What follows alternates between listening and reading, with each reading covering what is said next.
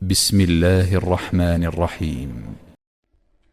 الله أكبر الله أكبر الله أكبر لا إله إلا الله والله أكبر الله أكبر ولله الحمد الله أكبر كبيرا والحمد لله كثيرا وسبحان الله بكرة وأصيلا۔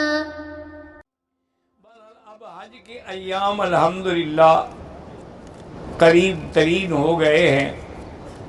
موٹی موٹی باتیں یاد کر لیں کہ سب سے پہلی چیز تو ہے نیت۔ اگر نیت نہ ہو تو عمل نہیں ہوگا۔ مثلا ایک آدمی 100 چکر لگا لے کعبہ شریف کے، نیت نہیں، کچھ نہیں، کوئی فائدہ نہیں۔ سارا دن صفا مروا دوڑتا ہے، نیت ہی کوئی نہیں۔ تو اصل چیز کیا ہے؟ نیت۔ دوسری چیز یہ ہے کہ احرام، اور تیسری چیز کیا ہے؟ تلبیہ، یعنی لبیک اللہم لبیک۔ احرام کو احرام کیوں کہتے ہیں؟ یاد رکھو کہ جو چیزیں پہلے حلال تھیں احرام کے بعد وہ حرام ہو گئیں۔ حجامت کرانا، ناخن کٹانا، میاں بیوی کا ہنسنا کھیلنا حلال تھا، لیکن احرام باندھا تو حرام ہو گیا، اس لیے اس کو احرام کہتے ہیں۔ رواجی طور پر 2 چادروں کو بھی احرام کہتے ہیں۔ تو بہرحال اچھا، احرام میں افضل یہ ہے کہ سفید رنگ ہو اور سلا ہوا نہ ہو کپڑا، یہ افضل ہے۔ لیکن اگر سفید نہ ہو، لنگی ہے جائز ہے، تولیہ ہے جائز ہے۔ اگر لنگی درمیان میں سلی ہوئی ہے وہ بھی جائز ہے۔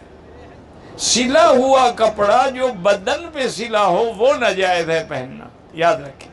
مثلا قمیض پہننا، شلوار پہننا، پاجامہ پہننا، کوٹ پہننا، جیکٹ پہننا، یہ ناجائز۔ لیکن اگر کپڑے میں سلائی ہے تو کوئی حرج نہیں۔ اچھا، کسی کے پاس 2 چادریں نہیں، ایک ہے، ایک چادر میں بھی نیت کر سکتا ہے۔ لیکن افضل یہی ہے کہ 2 چادریں ہوں، دونوں سفید ہوں اور سلی ہوئی نہ ہوں۔ اور پاؤں میں جو جوتا ہے اس کے لیے یہ بات جو ہے وہ افضل یہ ہے کہ اوپر والی ہڈی بھی ننگی ہو اور ٹخنے بھی ننگے ہو۔ یہ ضروری نہیں ہے کہ وہ چپل ہو، کوئی جوتا ہو، لیکن جس میں اوپر کی ہڈی ظاہر ہو اور ٹخنے ظاہر ہو، ٹھیک ہے، آپ استعمال کر سکتے ہیں، کوئی منع نہیں۔ اچھا، عورت کے لیے کوئی پابندی نہیں، وہ بند جوتا بھی پہن سکتی ہے، وہ جرابیں بھی پہن سکتی ہے، وہ موزہ بھی پہن سکتی ہے۔ اس کے لیے پابندی صرف یہ ہے کہ چہرے پہ کپڑا نہ ہو لیکن پردے کے لیے آگے لٹکا ہوا۔ مرد کے لیے پابندی کیا ہے کہ سر پہ کپڑا نہ ہو۔ اور جب بھی تلبیہ پڑھیں گے، مرد ہیں تو زور سے پڑھیں اور عورتیں ہیں تو آہستہ آہستہ پڑھیں، جس کو وہ خود سن سکیں، کسی اور کو سنانے کی ضرورت نہیں ہے۔ مرد البتہ زور سے پڑھیں اور کم از کم 3 دفعہ پڑھیں، لبیک اللہم لبیک لبیک لا شریک لک لبیک ان الحمد والنعمت لک والملک لا شریک لک۔ اور اگر ہو سکے یاد ہو صلی اللہ تعالی علی خیر خلقہ سیدنا محمد وعلی آلہ وصحبہ اجمعین۔ اللہم انی اسألک رضاک والجنۃ ونعوذ بک من سخطک والنار۔ اور یہ تلبیہ آپ کا وظیفہ ہے، آپ کا ترانہ ہے۔ سارے راستے میں چلتے ہوئے، بیٹھتے ہوئے، بس میں چڑھتے اترتے، خیمے میں جاتے نکلتے، ہر وقت لبیک اللہم لبیک لبیک لا شریک لک لبیک، یہ تلبیہ جو ہے حال میں پڑھتے رہیں۔ یہ اصولی بات جو ہے وہ یاد رکھیں۔ کوئی آدمی کھڑا نہ ہو بیٹھ جائے، کیا تماشا بنایا ہوا ہے؟ راستہ بالکل خالی رکھیں، راستے کو بند نہ کریں، راستہ بالکل رکاوٹ نہ کریں، راستہ چلنے میں آگے آ جائیں، جگہ بنا کے بیٹھ جائیں، بس۔ اب جناب یاد رکھیں کہ ہم نے انشاءاللہ سنت یہ ہے کہ 8 تاریخ کو ہم احرام باندھیں، اس سے پہلے غسل کریں، حجامت بنائیں، زیر ناف بال صاف کریں، بالکل کوئی منع نہیں، کوئی رکاوٹ نہیں۔ عورتیں بھی غسل کریں، اگر عورت حیض میں ہے پھر بھی وہ غسل کرے گی، لیکن وہ پاکی کا نہیں ہوگا، صفائی کے لیے ہوگا، نظافت کے لیے ہوگا۔ اور جب آپ نے غسل کر لیا، 2 چادریں باندھ لیں، تو سر پہ کپڑا ڈال کے 2 رکعت سنت الاحرام پڑھیں۔ مثلاً آپ کسی فرض نماز کے بعد ویسے لبیک پڑھ لیں، وہ بھی جائز، کوئی 2 رکعت پڑھنے کا موقع نہ ملے تو اب آپ نے 2 رکعت سنت الاحرام پڑھنی ہے۔ پڑھنے کے بعد سلام پھیر کے کپڑا اتار دیں اور نیت کریں عمرے کی۔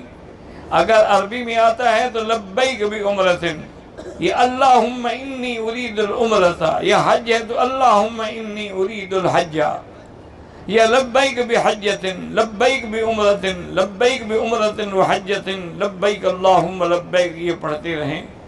عورتیں بھی اسی طرح، اگر عورت ناپاک ہے، حیض میں ہے، وہ نماز نہیں پڑھ سکتی، نہ طواف کر سکتی، باقی سارے کام کر سکتی ہے، مینا جا سکتی ہے، مزدلفہ، قربانی، کنکریاں، ہر چیز، صرف طواف اور نماز نہیں ہوگی، یاد رکھو۔ اچھا، طواف جو آپ کرتے ہیں یہ تقریباً 7 قسم۔ سب سے پہلے یاد رکھیں کہ طواف اس کو کہ طواف تحیہ، طواف قدوم، طواف اللقاء، طواف الورود، یہ سب ایک ہے، معنی وہی طواف قدوم ہے۔ اور دوسری قسم کیا ہے؟ طواف زیارت۔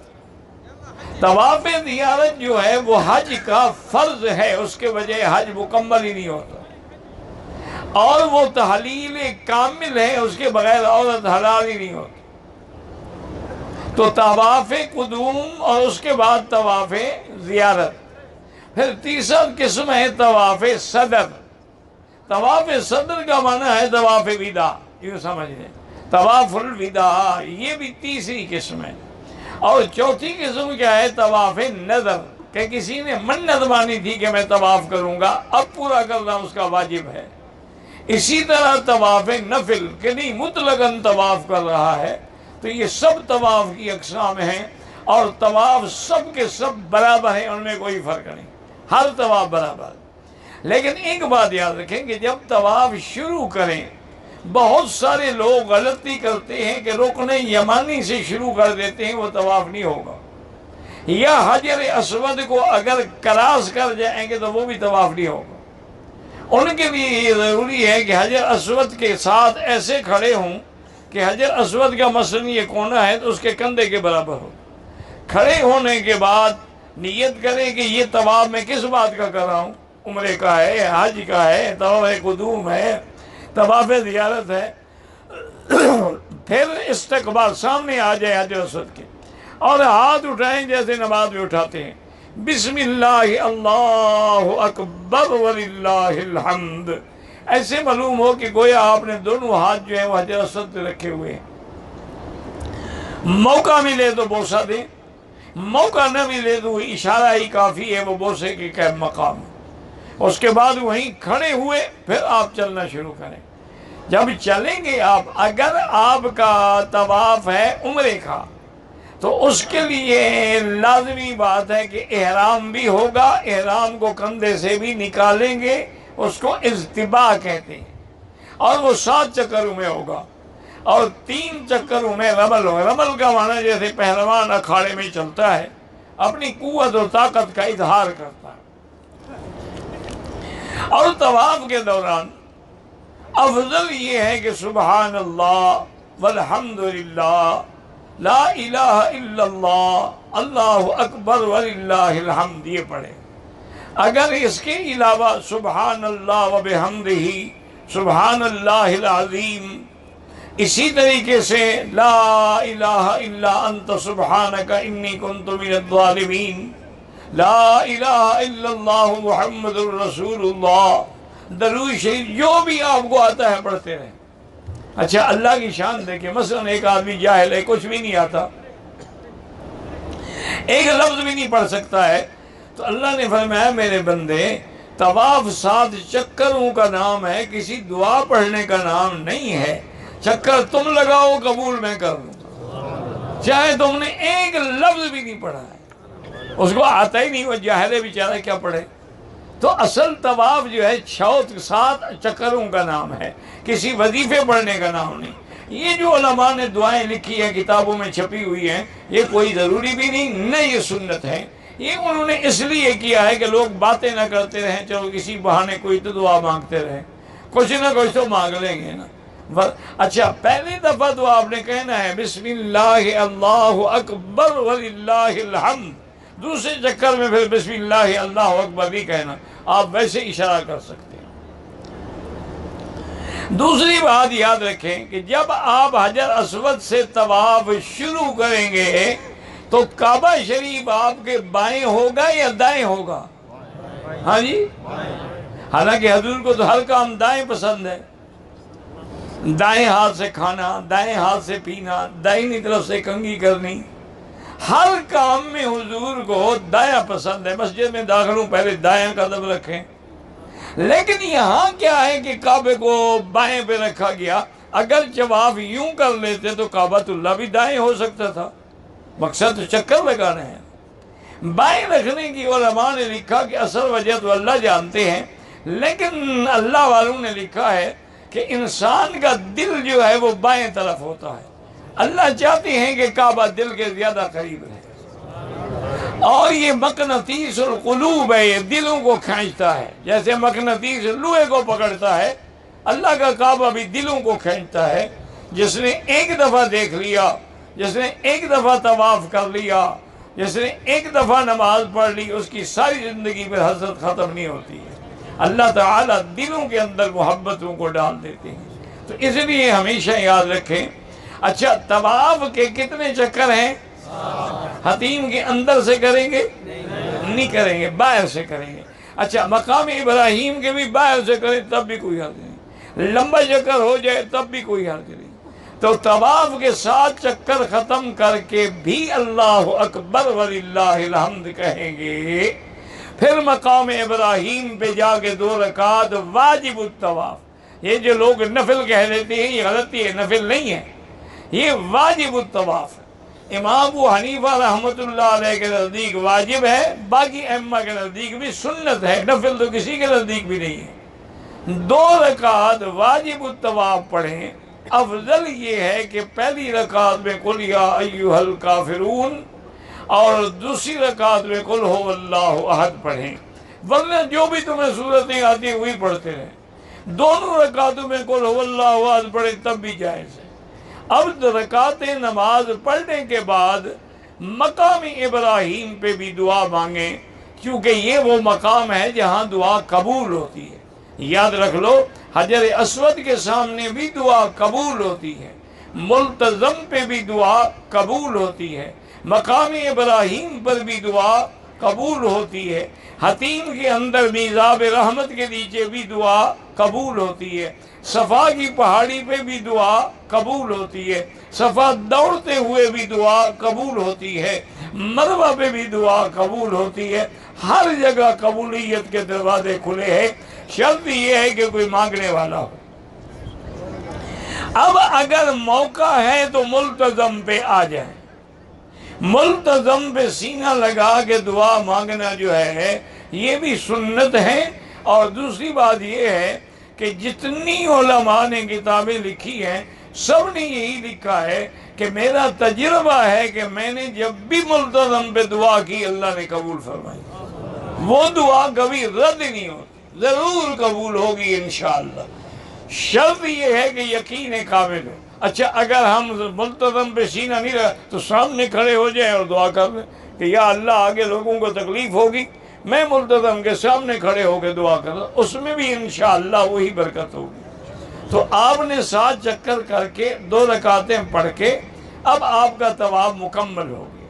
اب اگر آپ نے صفا مروہ دوڑنی ہے تو پھر آپ ایک دفعہ حجر اسود کو اشارہ کریں گے اور پھر صفا کی طرف جائیں گے، اور یہ آیت پڑھ سکے تو یاد رکھ کے پڑھتے رہیں، ابدأ کما بدأ بہ اللہ ان الصفا والمروۃ من شعائر اللہ۔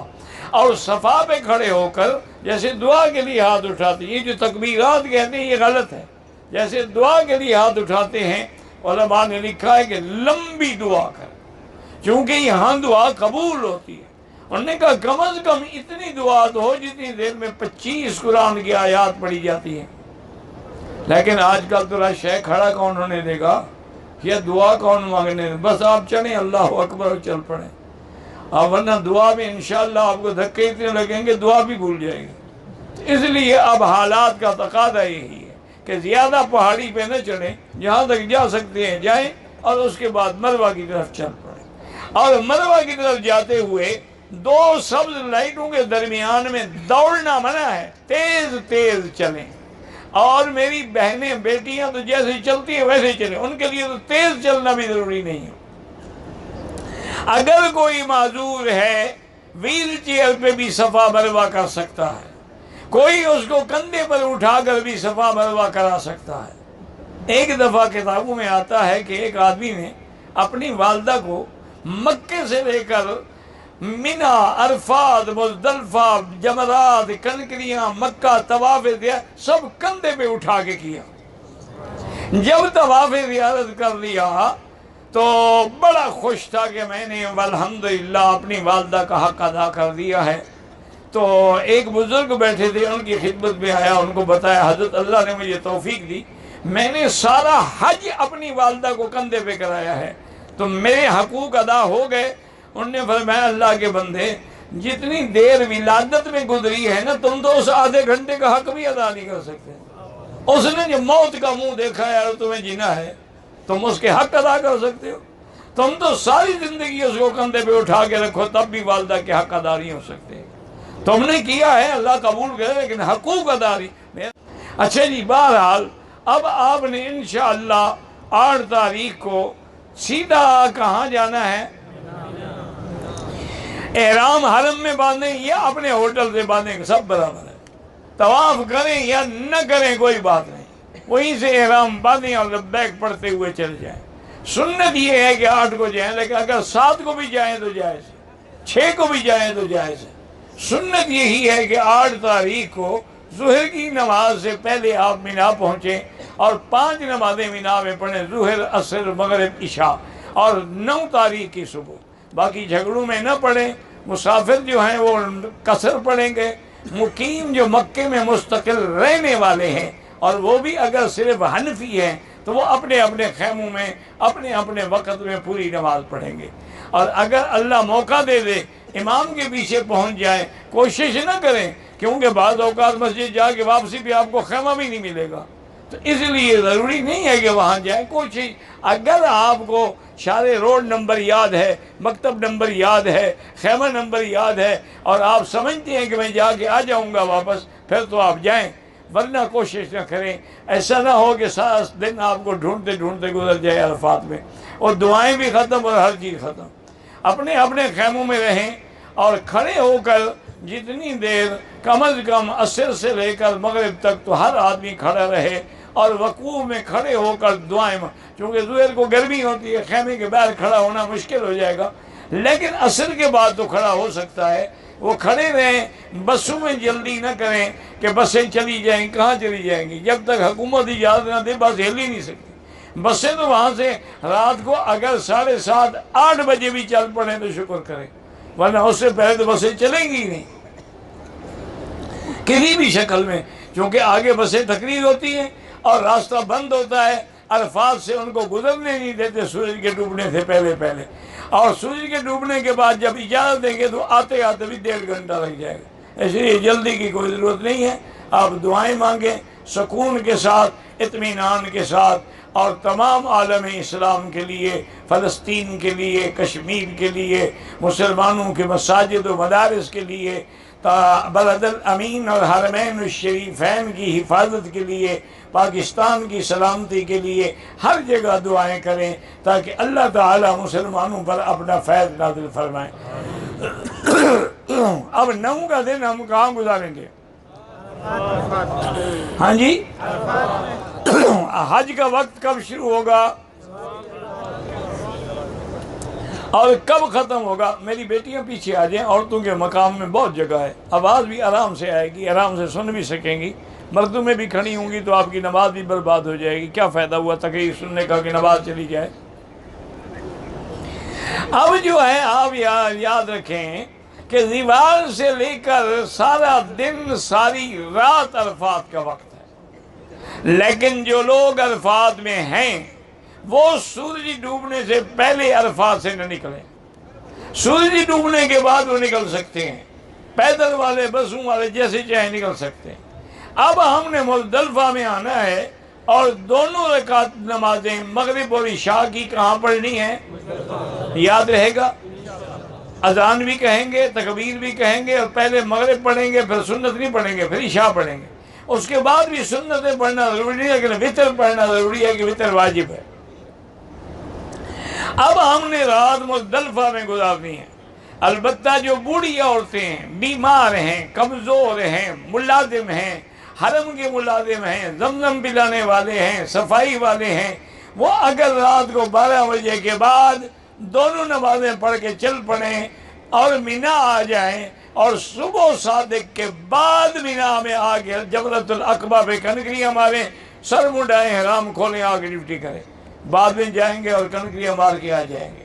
ان کے بھی اللہ نے آسانی کی ہے، کوئی ضرورت نہیں ہے کہ وہ رات کو وہاں رہیں، لیکن یہ ہمت تب ہوگی جب آپ پیدل چلیں، اس لیے کہ آپ پیدل 1 گھنٹے میں انشاءاللہ جمرات میں پہنچ جائیں گے۔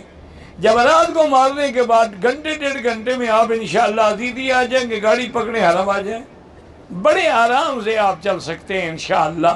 تو بہرحال مغرب اور عشاء ہم نے کہاں پڑھنی ہے؟ صبح کی نماز کہاں پڑھنی ہے؟ صبح کی نماز پڑھ کے کھڑے ہو کے دعائیں مانگیں، یہ مقام لیلۃ القدر کے برابر ہے۔ جو دعائیں حضور کی عرفات میں منظور نہیں ہوئی وہ مزدلفہ میں منظور ہو گئی ہیں، اس لیے اگر وقوف نہیں کریں گے تو دم پڑے گا۔ جو معذور ہے اس کے لیے وقوف ضروری نہیں ہے، لیکن جو تندرست ہیں وہ صبح کی نماز پڑھیں، کھڑے ہو کے دعائیں کریں، پھر مینا کی طرف چلیں۔ اب 10 تاریخ کو ہم کہاں آ جائیں گے انشاءاللہ؟ مینا میں آ کے پہلا کام کیا کریں گے؟ جان نہ چھڑائیں، افضل یہی ہے۔ پہلا کام کیا کرنا ہے؟ کنکری کے بعد قربانی خود کریں یا کرائیں، لیکن اپنے سامنے، اپنے ساتھ، اپنی وکالت میں اس کو اجازت دیں، وہ نام لے کے آپ کی بکری ذبح کرے، ایسے نہیں کہ جان چھڑا دے۔ اب بینک والے ذبح کریں گے، کس کس کا نام لیں گے جناب؟ پرچی سامنے رکھیں گے، وہ بس حکم دیں گے کرتے جاؤ ذبح، بس ہو گئی۔ تو وہ ضرور کریں گے، لیکن افضل یہی ہے کہ خود کریں۔ اگر خود نہ کریں، کسی کو وکیل بنائیں تو وہ بھی آپ کے سامنے کرے، آپ کی اجازت سے کرے، نام لے کے کرے کہ یہ بکری فلاں کی ہے۔ اب جناب آپ نے پہلے کنکری ماری، کتنی کنکریاں؟ اچھا، جمرۃ العقبہ پہ بڑے شیطان میں جب کنکری ماریں گے کیسے کھڑے ہوں گے؟ مینا کدھر ہو؟ ہاں جی، مینا اور مکہ، کتنی کنکریاں؟ کیا پڑھ کے مارو گے؟ بسم اللہ اللہ اکبر، بسم اللہ اللہ اکبر، رقمن للشیطان ورجل للرحمن۔ 7 کنکری کے بعد قربانی، قربانی کے بعد کیا کرنا ہے؟ سر پہ اسطرہ پھروانا ہے۔ افضل یہی ہے کہ اسطرہ پھروائیں، کیونکہ حضور نے اسطرہ پھرانے والوں کے لیے 3 دفعہ دعا کی ہے، اللہم اغفر للمحلقین، اللہم اغفر للمحلقین، اللہم اغفر للمحلقین، اور 1 دفعہ دعا کی ہے جن نے بال کٹائے ہیں۔ اور میری بیٹیاں اور بہنیں اپنے بال جو ہیں پیچھے کر لیں، اور جہاں ان کے بالوں کی انتہا ہو وہاں 1 پور کے برابر سارے سرے کاٹ ڈالیں تاکہ ہر بال کا سرا کٹ جائے۔ اب آپ پر احرام کی پابندیاں ختم ہو گئیں، اب آپ کپڑے پہنیں، غسل کریں، خوشبو لگائیں، ہر چیز حلال ہے، صرف بیوی حلال نہیں ہوگی جب تک طواف زیارت نہیں کرو گے۔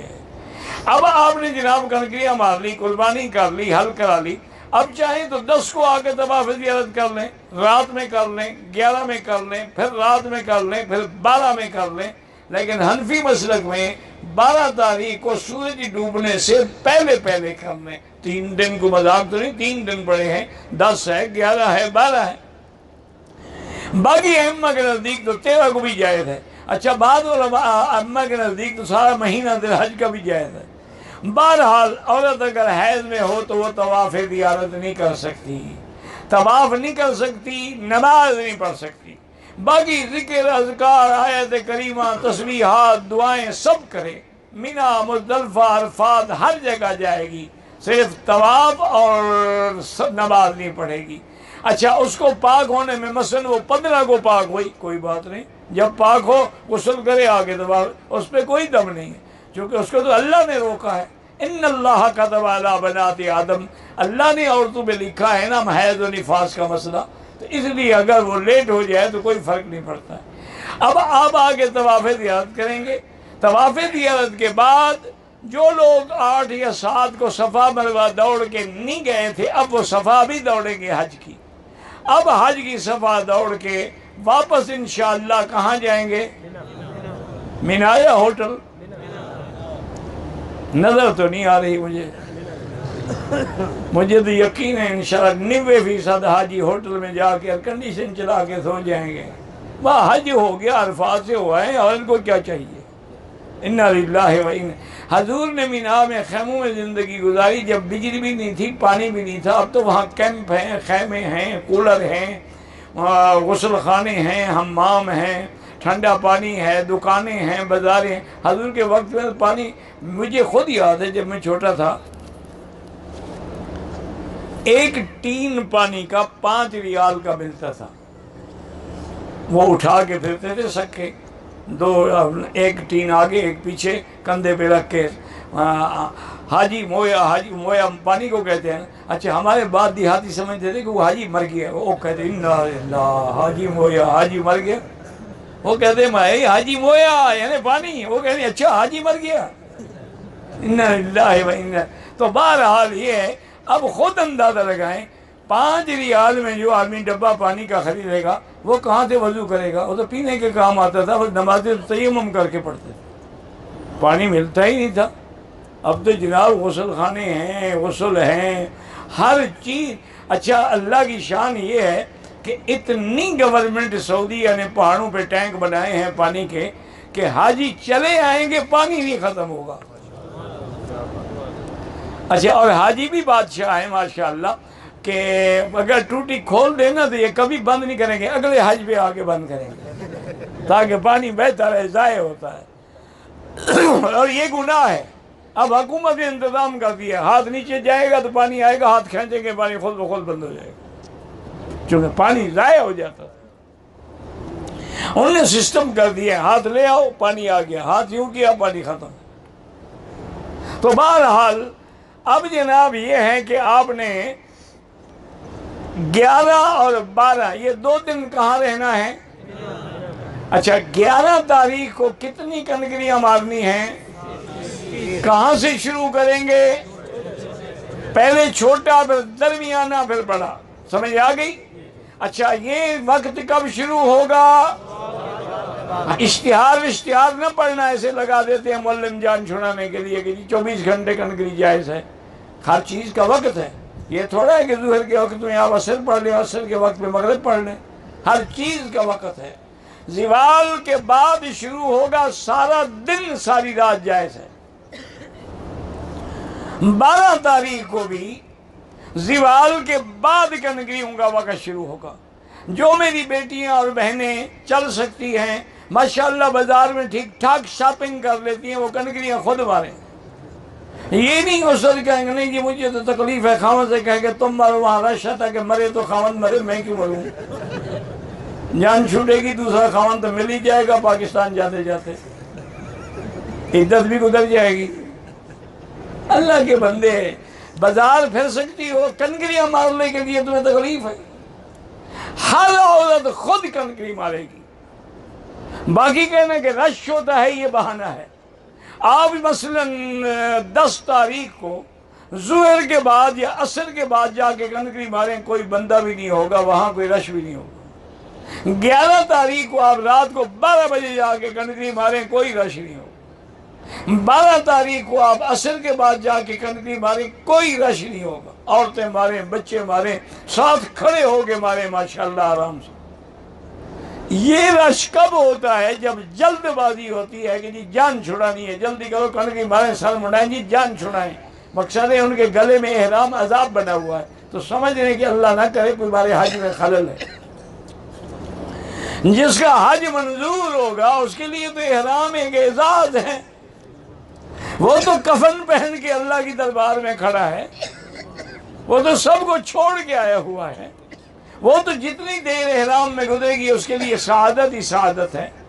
اب لوگ آپ جو ہیں انشاءاللہ 12 کو مکے آ جائیں گے، اگر مینا میں رہیں اور 13 کی کنکریاں بھی مارے تو سنت ہے، وہ بھی سنت ہے اور بہت بڑا اجر بھی ہے اور بہت بڑا ثواب بھی ہے۔ ہر کنکری پہ انشاءاللہ گناہ گر جاتے ہیں اور نیکیاں لکھی جاتی ہیں۔ یہاں آنے کے بعد آپ مکے میں رہیں گے، اور مگر مدینہ شریف جانا ہے طواف الوداع کر کے جائیں گے۔ اگر میری بیٹی طواف زیارت کر چکی ہے، طواف الوداع سے پہلے حیض آ گیا تو طواف الوداع معاف ہے، طواف الوداع نہ کرے اور وہ چلی جائے۔ لیکن کوئی آدمی بغیر طواف الوداع کے پاکستان یا مینا نہیں جائے گا۔